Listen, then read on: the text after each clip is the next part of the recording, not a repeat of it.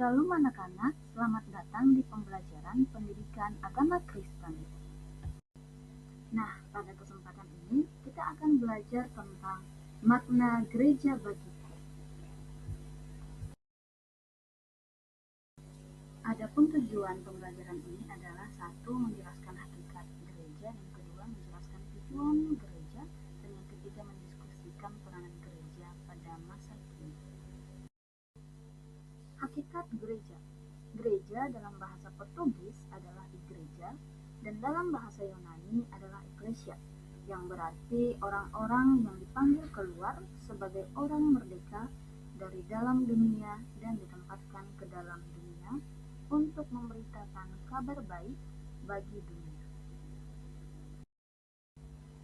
Gereja juga dikenal sebagai tubuh Kristus, di mana Yesus Kristus adalah kepala dari tubuh itu, dan anggota gereja disebut sebagai anggota tubuh Kristus. Jadi kita semua adalah anggota tubuh Kristus. Terlepas dari apa yang dikatakan tentang gereja, orang berharap bahwa masalah hidup mereka dapat ditangani dengan cara atau bentuk tertentu, dengan semua beban dan tekanan di dunia yang membebani pikiran mereka. Orang-orang berharap gereja memberikan jawaban berdasarkan Alkitab yang tidak dapat diberikan oleh lembaga lain. Ada 4 tugas gereja. Yang pertama, bersaksi atau marturia adalah memberitakan Injil dan bersaksi tentang kebenaran kasih Allah kepada dunia.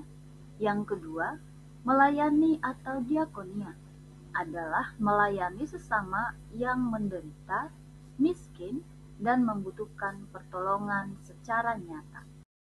Selanjutnya, ketiga, persekutuan atau koinonia, membangun persekutuan yang erat antar jemaat, saling melayani dan hidup rukun dalam kasih Kristus. Dan yang terakhir adalah liturgia atau ibadah atau didaskalia atau pengajaran, di mana ini adalah menguduskan umat melalui ibadah atau membina jemaat lewat pengajaran iman. Lalu, apa yang menjadi tantangan gereja saat ini? Tantangan gereja saat ini adalah bahwa gereja hampir kehilangan kaum muda, karena gereja laksana kereta tua yang tak mampu mengejar orang-orang muda dengan kompleksitas persoalan dan kebutuhan spiritual mereka. Kinman membagi kaum muda dalam 3 kelompok. Yang pertama, tipe pengembara, di mana pemuda meninggalkan gereja tetapi masih menganggap dirinya orang Kristen. Yang kedua adalah tipe anak yang hilang, di mana mereka benar-benar meninggalkan gereja, menghilang dari gereja, dan kehilangan iman. Mereka menggambarkan diri sebagai bukan lagi Kristen. Tipe yang ketiga adalah tipe orang buangan, di mana mereka yang menjadi orang buangan masih menanamkan keyakinan dalam iman Kristen, tetapi mereka merasa terjebak atau tersesat antara budaya dan gereja. Lalu, apa yang harus dilakukan gereja?